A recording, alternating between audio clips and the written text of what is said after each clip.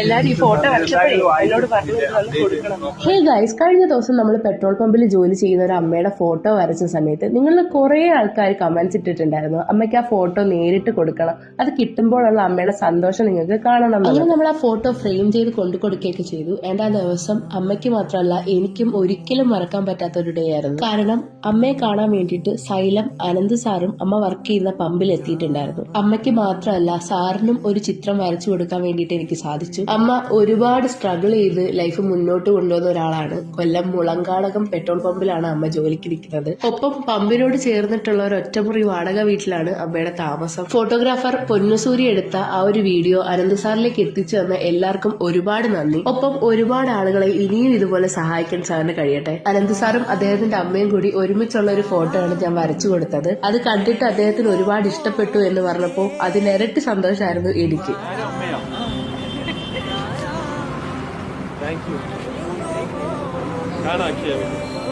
അവസാനം ഞാൻ ആ വരച്ചു കൊടുത്ത ഫോട്ടോ ആയിട്ട് വളരെ സന്തോഷത്തോടു കൂടിയിട്ടാണ് അമ്മ പമ്പിലേക്ക് വീണ്ടും ജോലി ചെയ്യാൻ വേണ്ടിയിട്ട് പോയത്.